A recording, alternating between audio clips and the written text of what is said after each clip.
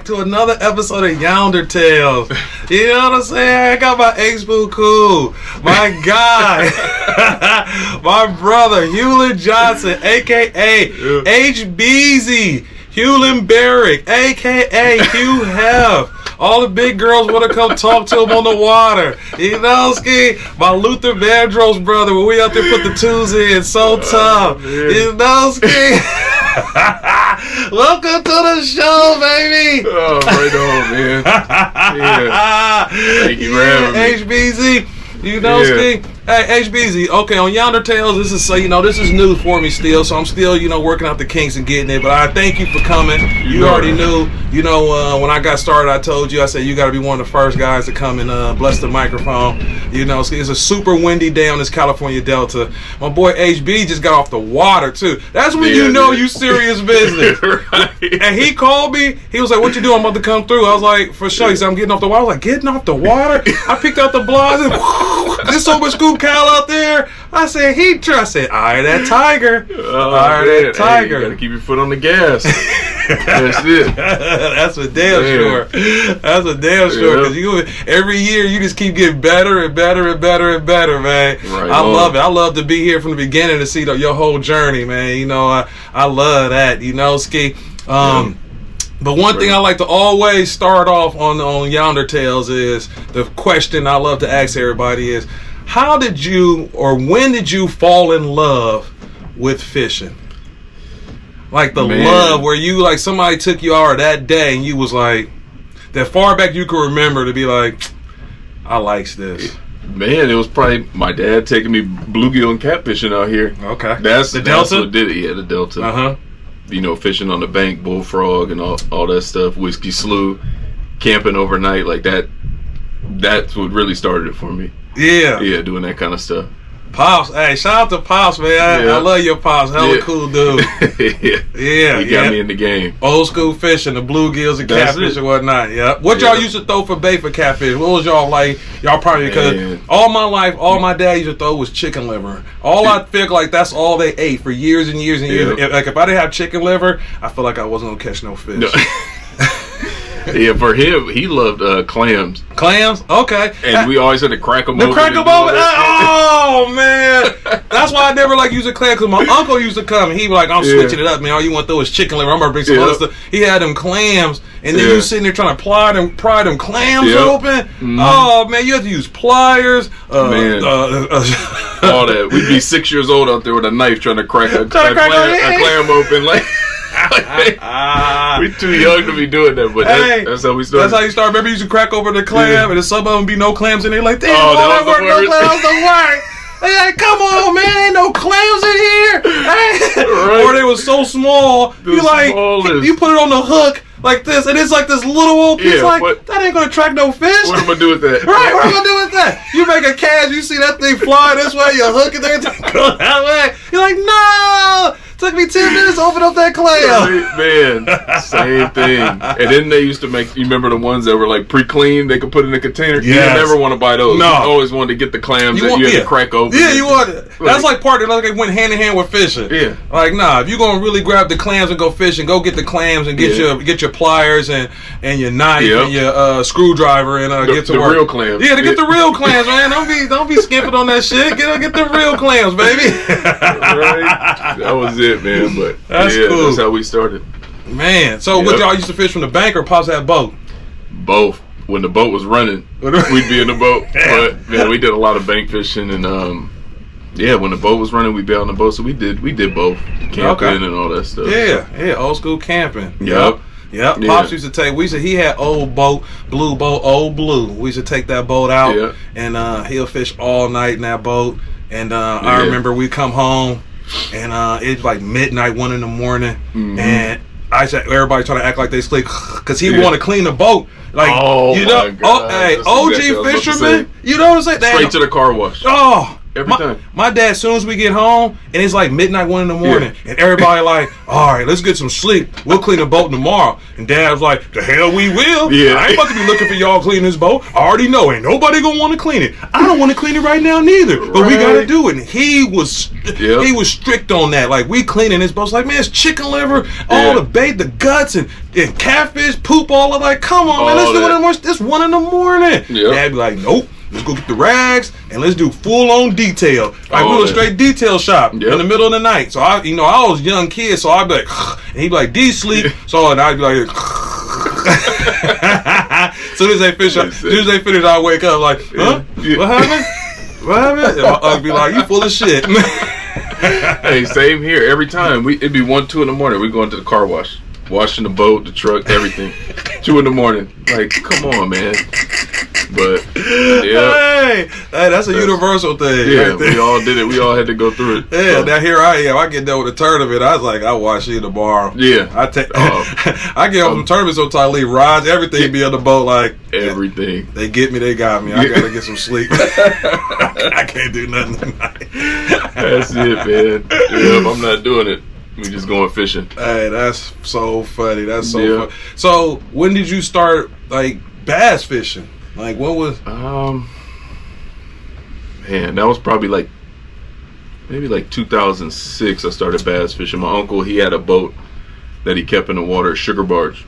Oh, okay. So we go out there and stay overnight. It was like a cabin cruiser. We go out there, stay overnight, and I would just be fishing around there, bass fishing around there. And then when we go out with my dad in his boat, when it was running, we go do all that stuff, and I'd always be throwing a Senko around or doing something. Trying to catch some bass while they're catfishing. So I mean, but how'd you go from we catching catfish and bluegill, and then you like, I'm about to switch it up. I'm about to start throwing Senko, or I'm about to start trying to fish for these largies. It was probably just watching it on TV. You see Bass Masters and all that, so you're like, I know it's bass here, and then my dad would have little stuff in his box, so I'd grab his, start throwing that out there, and that's clean. Yeah, you start catching a few, and then that's how it started, like bass fishing. You remember your first bass? I do. I think it was at Clear Lake on a night crawler. Ooh, yeah. Okay. Yeah, it was at Clear Lake on a night crawler. Yeah. It was like I still got the picture. I'm going to have to post it. I got a flat top and everything. Ooh, not the flat teasy. I'm going to have to post that one. Yeah. You might got to send that so I can post it right now. So it could be in the corner pocket right here. I'm going to try to find that one. Would you try to catch a bass or would you try to catch a catfish? Man, I was trying to catch something. Something right here. I never want to bite. I'm about to do. I was going to catch something. But it happened to be a bass. But I think that was my first keeper. Okay. Yeah. That's classic. Yeah. I likes that. Yeah, I'm gonna send you that picture though. Gotta send you that one. Hey, I likes that. Hey. Yep. So the story, how me and you met. Yeah. Classic story. This had to be how many years ago now?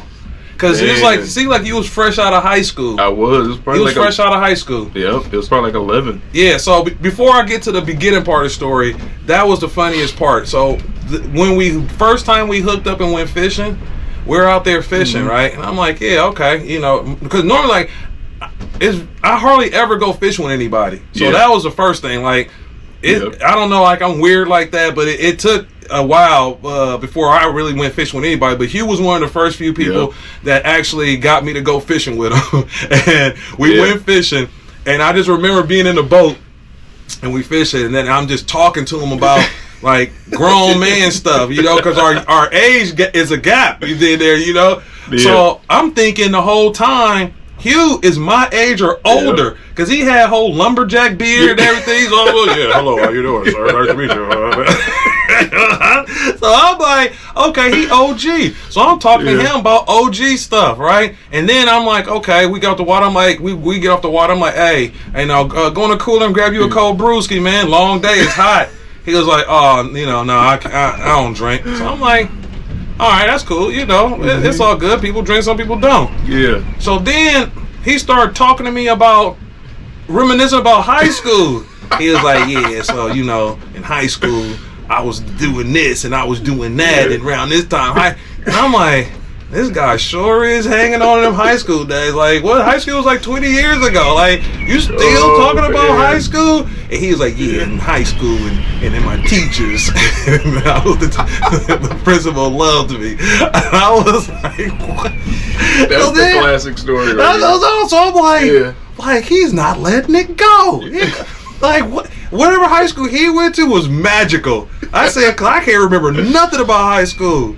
And then to come to find out, he like just turned 21. He wasn't even 21 yet. Dude, I was 18. He was 18. He was 18. I was 18. Looking like 42. Yeah. I said this whole time I was out there with a kid. I said, God damn, oh man. I said, I got to keep an eye on him. You wear your life jacket all the time. I just go back to teaching. Like, listen, young man. I thought you was my age.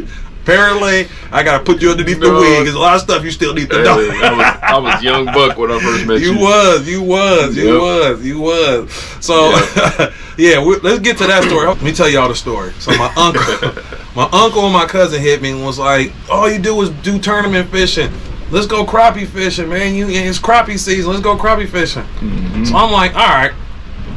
I know a spot where we all can fish comfortably and go catch crappies. Yep. So I said I'm going to take the pontoon boat out so we can be comfortable. And it was pretty much like a guide trip for me. I'm going to take my uncle, my cousin out to the spot, catch some crappies. So I get to the spot, I tie up. It's a big, long dock. They start fishing the dock. I'm on the phone talking to the wife. You know, I gave them all the gear, like, y'all go fish. So I'm on the phone with the wife and my aunt, you know, my cousin. They Jews. They like, you know, they show love. They repping the Rippin' Lips gear, you know, so they out there fishing. Now they've been the corner on the dock where I can't see them, so they're gone for a minute. Then my uncle comes back and he goes, man, it's these young guys over there in the bass boat, man. They boat broke down. And, you know, I was hollering at them, man, real cool guys, man. And I had the Rippin' Lips shirt on. He recognized the shirt and he said he follows you and everything. And he said, so I told him that you was over around the corner in the boat and you come over there and talk to him. Yeah. And I would have felt like, why the hell would you tell him that? I'm over here walking on my back, kicking back, man. You know what I'm saying? Trying to catch a couple crappies. Yeah, I'm just trying to catch a couple crappies, kick my feet. I'm taking y'all out fishing. Now you want to walk all the way around the corner to go talk to a guy I never met? Yeah. I said, you know, all right, but I'm like, well, now you done did it now. So I said, all right, let me go over there and see. Yep. And I said, shit, his boat broke down too. We probably don't got to tow him back. I said, well, it's your crappie day. Yeah. We gonna be towed him back. We towed him back. That's what it is. So I'm walking over there. I see Hugh over there with his brother. He's, you know, old school. The back piece, the callus off the motor. He back there like this with all kind of tools. He's working screwdriver, everything, pliers, wrench, everything. My man got the grease across the cheek like this. All thing he was missing was the blue jumpsuit that the mechanics wear. That's all he needed, right? That's it. So I pull up to him. I was like, man, what's going on, man? And then we chopped it up. We was talking and everything while he working on the boat. And then I was like, man, I love his attitude, his brother. Yeah. I was like, he was just like me, to his love for bass fishing. Yep. And we just talked the whole time. It was like an hour talking while he worked on boat. And then like after an hour, the boat went, I said, he's back. I said, this is my type of guy right here. Hey, never sweated, never was losing it while boat was break down. Just knowing like that's just a part of life. That's part of the game. And after that, I said, Hugh, I said, here, take my number. Yeah. I said, hit me. Now, a lot of times, you know, people have my number, they hit me. And, you know, a lot of times, you know, it's just I see you in traffic. Mm-hmm. We actually was able to hook up and make it. But that day was so funny because it was just so random that me and you hooked up that day. It was like destined to happen. Yep. Yeah, I remember that day, man. The boat had been broke down for a minute too, and I don't even think I knew you were there or something. And, nope. I don't think so. Your uncle told me. He was like, you know, my nephew's Rippin' Lips, and man, I was so juiced to know that because it was like at that age. I mean, I was like freshly 18 at that time. Yeah. And I had my little brother with me. He had to be like 10, 11 years old, you know, and that's all we did from while we were kids, watching all the Ripping Lips videos, and like, man, we gotta be like these guys, better catching these bass. I had that little old raggedy boat that broke down. It broke down every single time I took that boat out. First spot, it would break down every single time, and I'd have to be back there cranking it and wrenching on it, and I'd get it to fire up. But yeah, that's how it happened. But I know when your uncle told me, like, my nephew's Ripping Lips, I remember how juiced me and my brother were. Yeah, because that's what we grew up watching on YouTube. Was you out there back here that's with so sick. Catching them on a chatterbait and doing all that, and then all the videos you made of Mark and Jamon, and that had us so juiced to be out there, and then to run into you, man, it was like an unexplainable feeling. Like we were just so over the top excited, like it's crazy. Hey, it's just through my course of fishing, it's been certain couple of people that when I run across, just magic happens, and it just grows from there. Because now it's been a lot of years, a lot of fishing trips, a lot of funny stories, and we definitely gonna share them through the course of YounderTales. You save a couple of those. Oh, for sure. Cause I said, man, just these years of being on the Deltas, like I said, it was cool to watch you get into the game, and then like talking to him as me looking back, like, man, I remember being there, trying to get a name for myself on the Delta. And to watch him, and I knew, and I used to always tell him all the time, like, it's gonna happen. Like, because I would tell him, like, you fishing that tournament? Oh, here we go with this one. I already know it's coming. We would literally go out there. Me and him together would catch over 20. He will go out the next couple days, catch 20 pounds like it was nothing. Big pro-am be on Saturday. I'm like, you fishing pro-am? Well, listen. I'm gonna probably do this for like another year or two, and then I think I'll be ready. I'm like, ready for what? Yeah. You're ready. No, them guys. I said, you are killing me. You are just as good as anybody else out there. And I said, until you get out there and see for yourself, you gonna be on the sideline. Get your ass off the sideline. And then you did tell me that. I did. I on you all the time. He be sending me pictures. I'll be like, I'll go do a tournament. Like, damn, 17 pounds. Still was good enough for like 5th or 6th place. Yeah. He was like, I was out there today. How'd it go? 25 pounds. All right. You would have won the tournament. But it's a difference when you're in the tournament. I said, it would have been the same time. I can't tell y'all how many tournaments, and he won silently without being in the tournament. He used to be the king of like, there's a tournament today? All right, I'm not going to participate. Yeah. I'm going to just go out there and fish. Hey, I used to dread telling you I was fishing a pro-am as a co-angler. I'm not even going to tell, I'm going to just show up and fish it. Yeah, I'm like, I'm like, are you serious? Like, I'm not gonna even let that happen. Like, you really gonna be in the back of somebody's boat who drove down here from San Diego and don't have a clue what the hell is happening, and then he gets on the boat and then he be like, I follow you, Hugh. You caught 1,000 bags over 25 pounds. I never been here. Man. What are we doing? Like, you're supposed to be back there, man. Yeah, you were telling me that the whole time, man. That's what a lot of guys on the Delta, I feel, need a guy like that. Because it's easy to talk yourself out of it. Mm-hmm. You know what I'm saying? Yep. Because that was the same thing with me last year.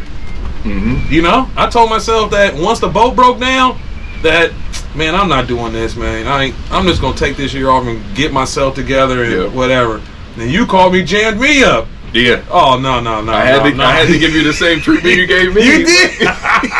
I couldn't let you get away with it. You need a guy like that in your life to tell you when you bullshitting. No, you bullshitting, man. Go on and get out there. And then when you get out there, your partner was right. Yep. The reason 9 victories came last year all started with Hugh calling me like, we got to get you out there. Like, when was it the bank tournament? Yes, that's how it did start. We started fishing the bank tournament. Shout out to Bank, Bass Anglers of Northern California, right? Mm-hmm. Me and Hugh hit me and was like, we'll just take the Blue Bandit. That's the name of his boat. We'll take Blue Bandit out. Let's take Blue Bandit out. We'll go fish Bank. Now, in the club tournament for Bank, we fish against each other. But Hugh was already out there fishing. I wasn't out there yet. So I was like, Hugh was like, I got a couple of spots. I'm like, cool. We'll go out there, just have some fun. Yeah. So we get out there. And we both did good at the bank tournament, but then we was like, but combined, we crushed. Mm-hmm. So then the next weekend was the ABA tournament, and then Hugh was like, what you think about fishing the ABA? Let's just go out there. Spot probably still on fire. Yeah. Like, all right, Hugh, let's go out there and see what we can do. Won it. Now that tournament was so cool. Yeah. Because we was able to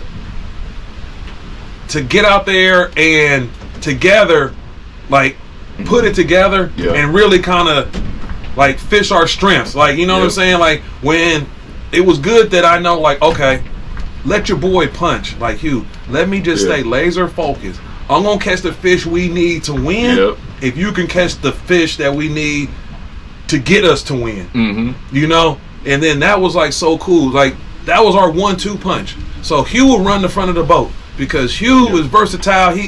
He'll throw a waker, he'll throw a frog, he'll throw a top water, he'll punch, he'll throw the Cinco. He'll moving around with so much confidence to know that if he's throwing a chatterbait going down the bank and there's 2 patches, he can bypass without having to grab his punch stick to pick that up to hit these 2 patches. He know, because I got the coldest flipper in the back of the boat with me on the Delta. I said it, coldest puncher on the Delta right here. Thank you, brother. Man. And to know that he's like, if there's a fish in there, got him. Mm-hmm. And then I know that while I'm staying laser focused, I don't got to worry about that duckweed in the corner over there for that frog. Because Hugh got it. Right. Yeah. Or the rocky point right there that needs that waker to go across it. Hugh got it. Or that little Cinco by the dock that got like a little opening this big.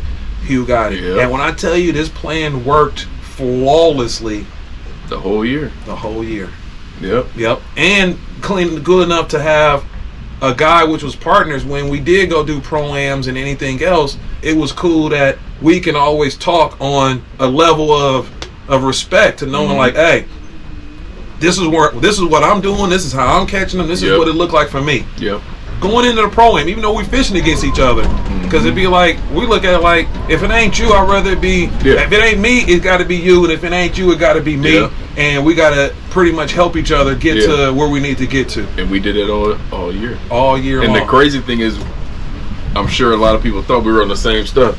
We'd be complete opposite sides in the Delta. Now that was pretty cool too. You would think that, we found a spot that we would just be side by side fishing this spot. Like, no. Like, we would definitely, and now that was so cool because we'll go fish our own thing. Mm-hmm. He got spots, I got spots. But then when the team tournament came up, we was able to utilize all the spots. Blended together. Yes, sir. Mega bags. Hey. And then the cool thing too about our success was every bag we caught never came easy.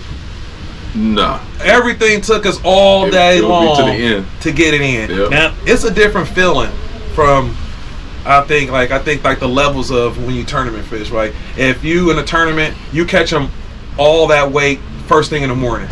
You know, say the first hour, you got the bag. Pretty much say the winning bag. The rest of the day, you kind of feeling yourself. You know, you damn near writing the speech in your brain. Oh man, when we go up there, this is how I'm gonna look at everybody. This how I'm gonna this is what I'm about to say. This is what I'm gonna think. You know, they until they had to catch of the day. So then the rest of that day, the rest of the 7 hours, you kind of just you know, you want to try to go for a mega bag, but at the same time you kind of relax a little bit because you know every once in a while you pop open the lid and see them like they in there. Hey, we got them. You know, then you got the tournament where it gradually builds through the whole day. To me, those there are probably the most gratifying because it keeps you in the game, but just enough to know you got to keep on fighting. You got to keep on fighting. You keeps us engaged the whole time. The whole time, exactly. You never lose focus because you know you're one fish, two fish. You know, because the first fish is a solid. You know, it's the build the bag. Like okay, you know, 4 more of these, and they got to see it. And then the second fish and the third fish, and then when you get that 5th fish, and then it's like the fish you know, like oh my God, we got bag now. How many of those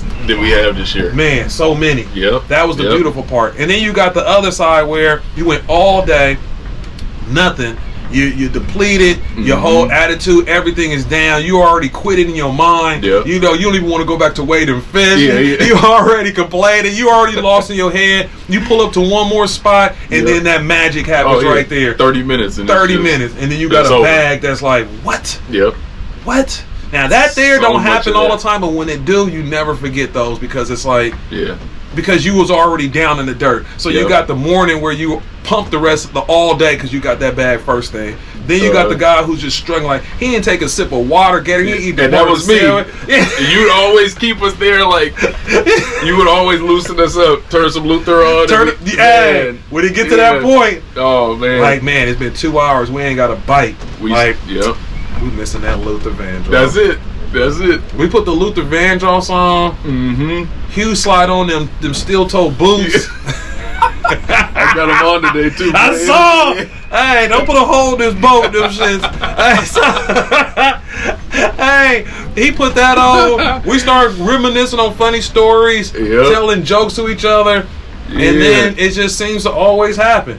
But always knowing in our head that we ain't never giving up. No. It's definitely going. It could be 20 minutes left. We got 2 1-pounders. Yep. We're gonna be like, watch me hit this next little stretch right here and catch 30, and it's gonna be over. And that's what would happen. You gotta have that attitude. Because if you already like, man, it's 20 minutes left. We got 2 little fish. It's over. Yep. You're gonna fish that last stretch with no type of nothing in you. Yep. You know, and them fish are looking at you, shaking their head like, he don't want it. And see, I think that's a big thing out here is your whole like mindset with it. You know, like if you are down the whole tournament or you thinking bad, you're gonna do bad. Yep. And that, I think you took me to the next level because there were times before fishing with you where I'd get like that, like I'm like, damn, you know, it just wasn't our day, blah blah blah. You'd be down about it. You always kept us positive. Yeah. And that just stuck with me. That's what I do now. Like it can happen. You know, if all your stuff lines up, it can happen for you. So I think just staying positive. You was the guy that I felt like I want Hugh to do super good because I said he got the eye of the tiger. I said he just gotta believe that it can happen. Because when I'm looking at him, like you out there kicking ass, like you catching, like you catching bags of all bags. I said once you get out there, and then it was clean that we got the fish together. Because then it was really like, because me and him would go practice and fish, and then I would go fish the pro-am, and then I would do good, and then come back and like, you know exactly what I'm like. We're fishing like the same stuff. You know exactly what, like, you know what I'm saying? Like a lot of people that watch this and be like, I get it all the time. Like, man, I would love just to go fish. I just want to see how you fish, how you act, how you throw it. What do you throw? What do you do, and everything. Yeah. You saw me on a million occasions. Like, you know everything. Like, it's so funny is that he can fish with me so much that he would know if he see me pull out a certain bait or do something that he know, like, how I feel. Like, I already know. It's I one know what bait. Kind of day it is. If I pull out this bait, that is that tough. Like, this is my, if they not biting this, they not biting nothing bait, right? Nothing at all. But I never told nobody that. Like, this was one thing I just put, like, it get tough, let me pull this out. I usually get a couple more bites than everybody else. Or I throw it. Hugh picks up on it. So we was doing one tournament, and then we went hours without a bite. I said, damn, let me pull out magic bait. I pull out bait, I put it on, he in the front, he turn around and look and go, damn. We in trouble. Is that tough? It's that tough. I was like, we talking about? He's like, you only pull that bait out. What is that tough? When it's all bad, you pull that bait out. You already know, like, oh, we're doing bad today. Damn, that's what kind of day it is today. I laughed so hard. I said, he knows. That's the bait. That's the bait. I think we started crushing after you pulled bait out. I did. We both did, because I said, here, put this all, HB, this bait here, and then we start crushing. But, I mean, to me, and you got to do what you got to do to keep yourself in the game. You know, because in fishing, you could be taking out the game fast. Oh, yeah. You know, you can get to your first spot first thing in the morning, and they not biting, and there's good fish there that you know from practice, and then the only bite you get is a big one, and you miss it, and it's first thing in the morning. Man, that could stay with you the whole day. If you don't have the mentality to shake that or bounce back or to stay in the game, you out the game. And that's what I meant as far as fishing with you, is that you never let us or me get like that. You know what I mean? Yeah. It's always like we had a bunch of times we lost fish or whatever. Yep. And you know, years past, I probably would have been down about it. Probably would have ruined my day. But fishing with you, it was just like, we're about to get another one. We're about to get another opportunity. Yeah. Right. And it would happen. Bigger one. Yeah. Yeah. Yep. You just gotta stay. I think that's the biggest part that people don't talk about is just that mental out here. Mental plays a big part. Staying. I feel like that. Yep. I owe the mental a lot to my success in fishing. Yeah. Because you know, just like Eastwood would know, that when it comes to the technical part of fishing, I'm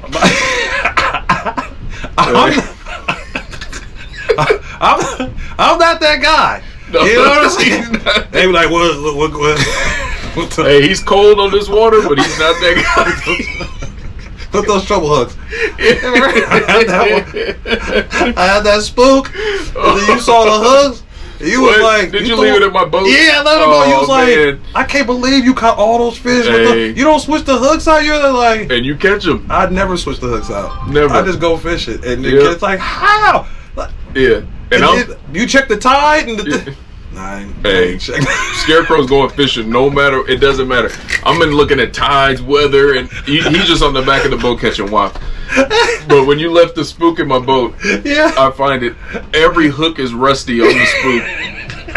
The hooks are so rusty it turned a white feather brown on the back of it.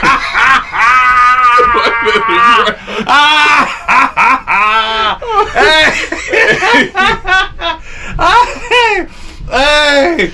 Oh man! And how much clacking do your reels make? He's throwing a frog and like, he's throwing the frog. Like, come on, man! And I disguised it with saying "lucky reel." Yeah, lucky. It was lucky reel too. It was lucky reel. Yeah. I did that with Greg too. Like, why is that? Yeah. Eastwood too. Eastwood was like, we was fishing to clear like the tournament when we all went up there, right? Yeah, and it's like 8 boats. And we're all around each other. Yeah. And we're throwing A rigs. So I'm trying to make long casts with A rig, but reel now. All of a sudden, I go. And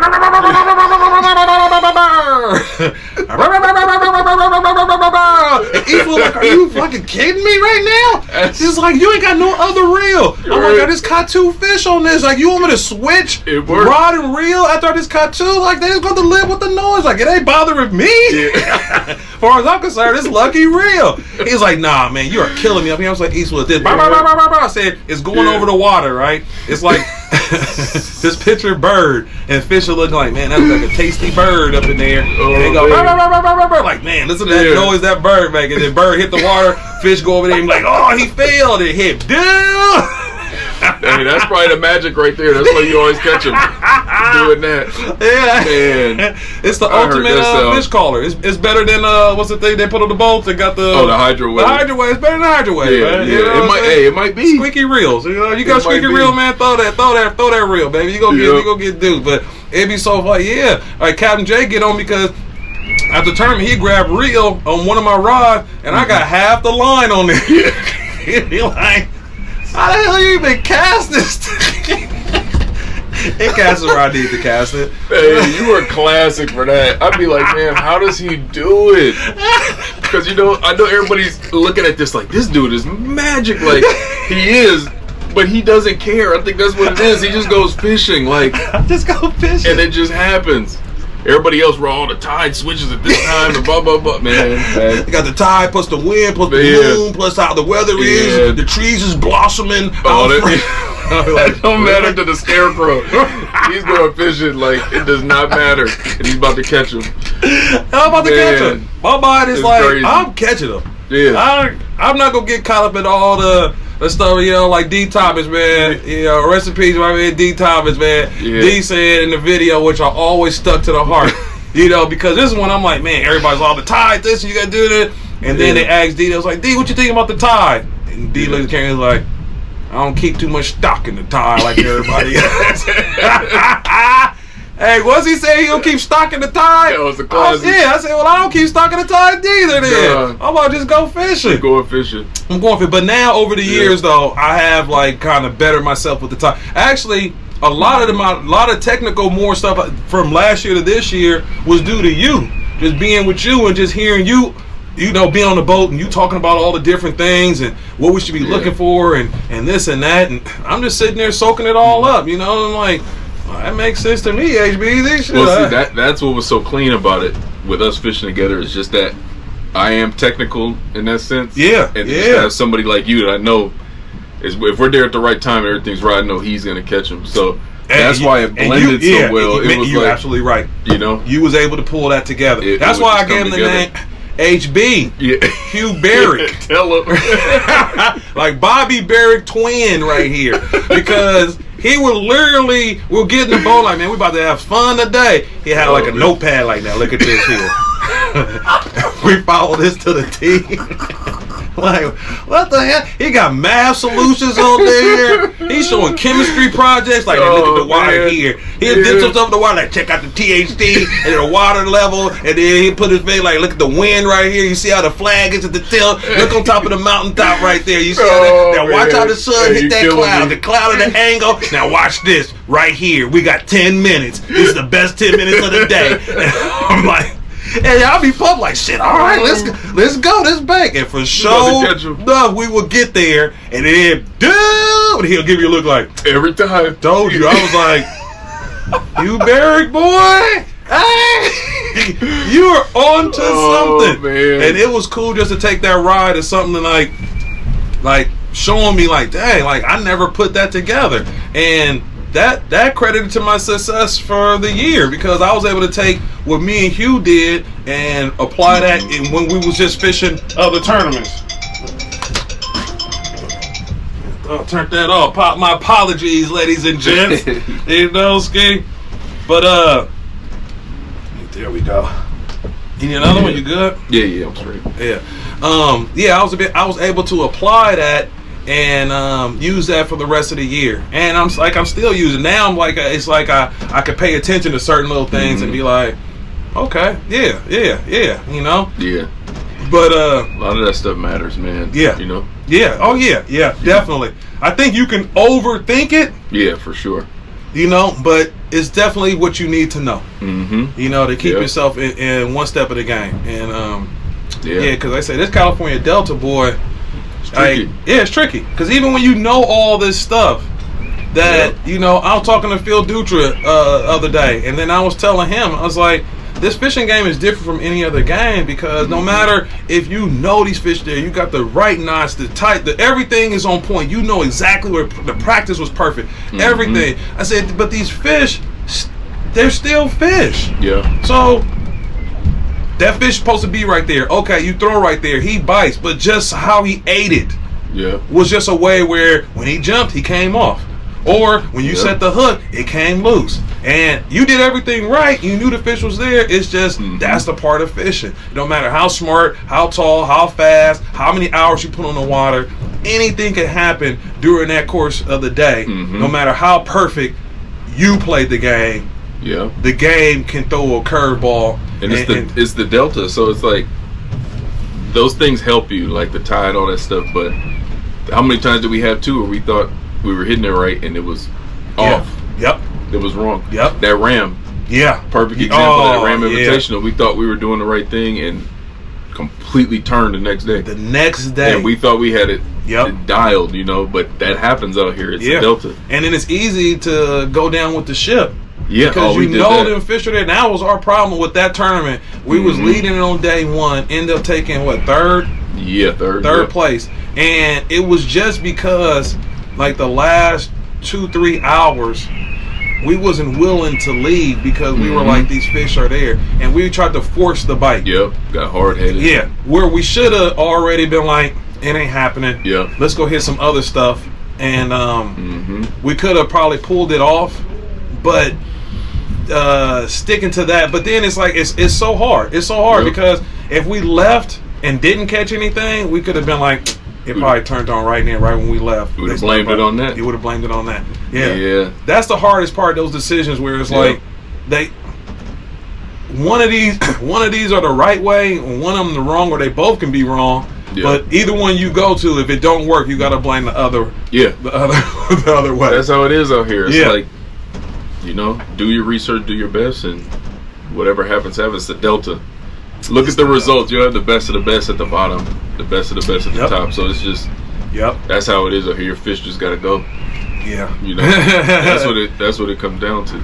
Definitely, brother. Yep. Definitely, HBZ. Yeah, man. I said, man, all these trips, all these stories, man. Got a lot more. We got so many more. You know what I'm saying? But we gonna end it right there for this YounderTales, and you know, you gonna be a regular on YounderTales. I already know that. You know, Ski. You know, so. You know, thanks for coming. You know, he like I said, you know it, man. He was just jumped straight off the water on the Delta, came over here, kicked it with your boy, and we got to kick it. So you know, this is just the first of many. You know, YounderTales, baby. We back. Hopefully, we got some wins and we could get back on. Exactly. So you know, when you see us out there together, two things is for sure gonna happen. We for sure about to go get duped, and we for sure about to have a good time. Always. You know? That's the secret sauce. Having a good time. Exactly. That's the secret sauce. If anything y'all can take away from this, having a good time is definitely right up there with everything you need to know. It's right up there with making sure you got a good knot and some fresh line out there, and you know, and keep a squeaky real. That's it. Yeah. I don't know about that one, but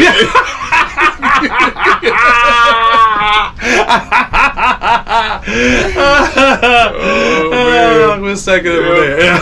Right on, man. That was a good one. That was a good one right there, AJ. Oh, yeah. You know what I'm saying? We gotta keep this going.